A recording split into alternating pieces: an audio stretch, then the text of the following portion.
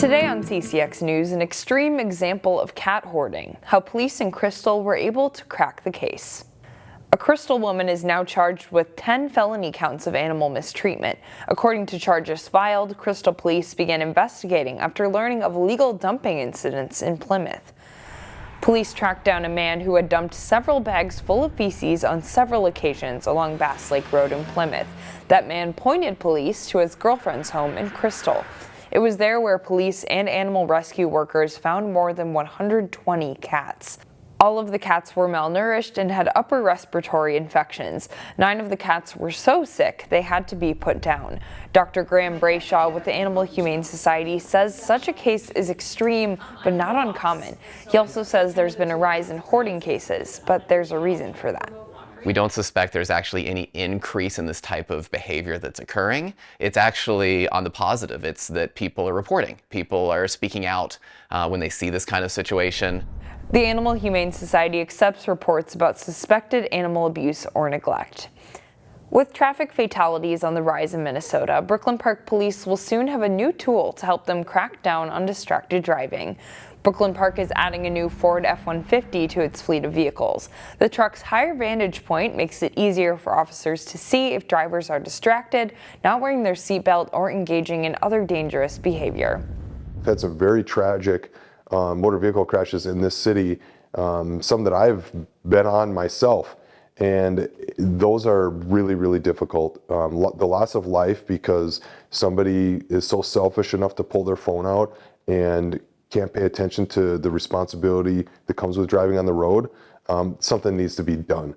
State officials say traffic fatalities are up more than 61% compared to the same time last year, and distracted driving contributes to an average of 29 deaths a year.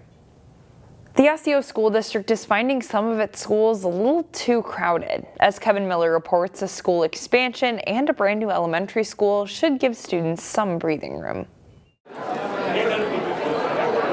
The din of the lunchtime crowd at Maple Grove Senior High thunders as students bump elbows in the Crimson Cafe cafeteria. Today we don't have the capacity in this area to handle that. This building is already about 300 kids over its originally intended capacity.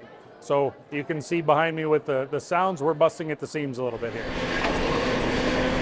It's part of a continuing trend of population growth due to new construction. Current estimates are showing at least 5,700 new housing units in the next 5 years in this northwest Maple Grove area that will contribute at least 1,000 new students for us. To make room, the Osseo Area School District is planning to blow out some brick walls. This building is looking at about a $57 million combination of additions and renovations. The cafeteria here is roughly half the size of what it needs to be. There's also big changes coming to the school library. The media center will be completely opened up and redone just to kind of bring in a modern feel and make it much more of the hub of the building than it is today. But it's not only the high school that needs more space.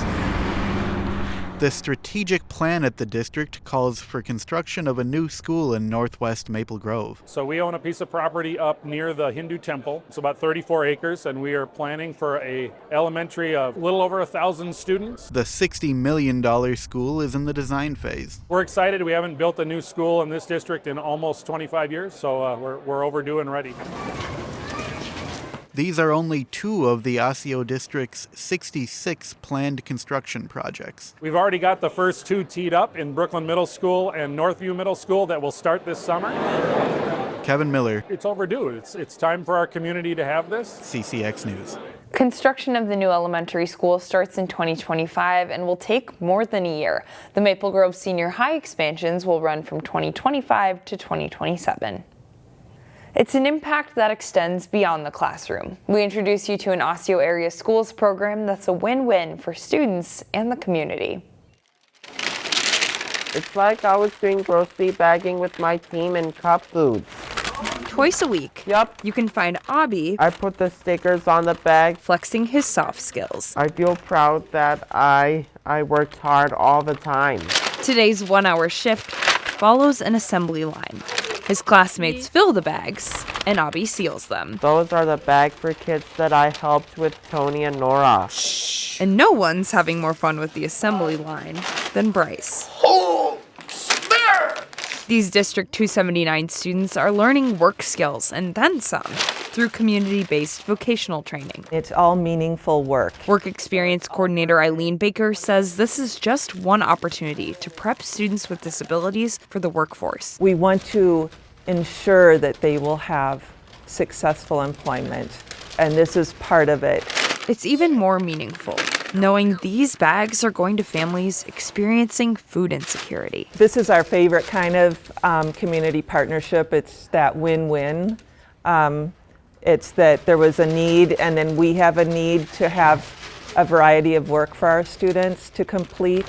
The kits, complete with Obby's stickers, go to Hennepin Healthcare in downtown Minneapolis. So this is our second team center. There, they're stocked alongside other food bags on shelves like these. I think that healthcare is holistic.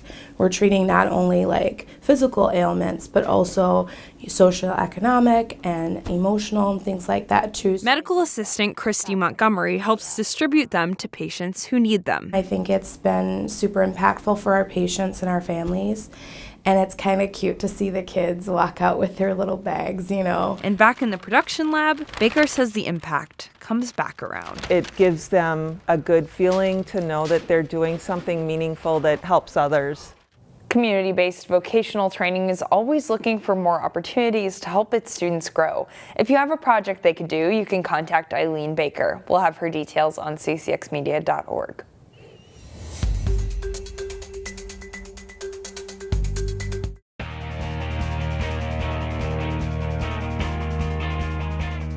Breck baseball had a solid season last spring, going 17-6 and winning their conference for the first time in 14 years.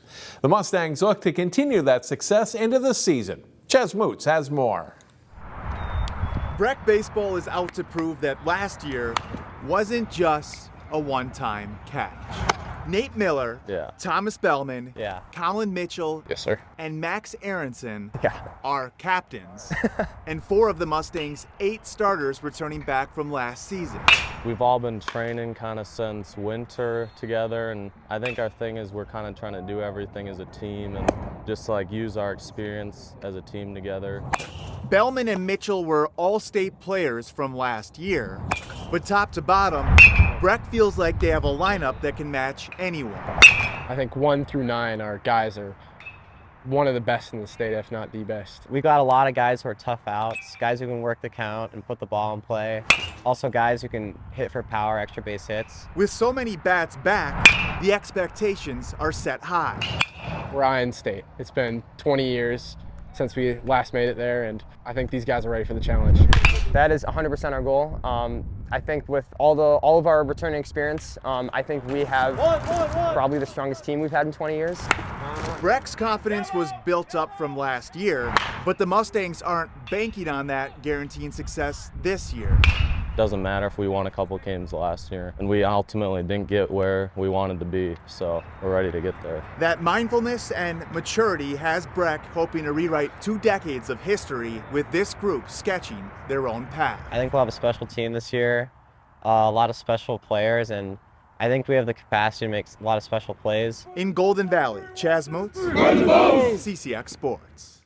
Maple Grove baseball will be swinging for its 3rd straight win on Thursday. Ches Moots has highlights from the latest Crimson outing. Maple Grove baseball off to a 1-2 start to the season at home, taking on St. Michael Albertville. Tied at 1 in the bottom of the 3rd, Kellen Ristall chopper to short, play made at 1, but it's an RBI for Ristall as Nathan Schmidt gets home from 3rd. In the 4th, more offense from the Crimson. Brody Berglund line drive to right field. That brings in Caden Harney, MG up 3-1. Later in the inning, Schmidt hits a blooper in no man's land. It drops. Berglund races home to tack on another run. Still in the 4th, Van Olsen is at 3rd. Beckett Shimpa at the plate. Pitch gets past the catcher. Olsen speeds his way home. 3 total runs scored in the 4th by MG. 5th inning now, Berglund back to work. He went 2 for 3 on the night, hitting a single on this double to the corner of right field, his 2nd RBI of the game. Sam Hagan gets the win on the mound, only allowing 2 hits in 5 innings pitched. The Crimson get the win over STMA 7-1. In Maple Grove, Chaz Moots, CCX Sports. Champlin Park boys lacrosse is looking for their first winning season since 2018. As Jay Wilcox reports, the Rebels got off to a good start this week. Champlin Park at home for their season opener to face arch rival Anoka in boys lacrosse.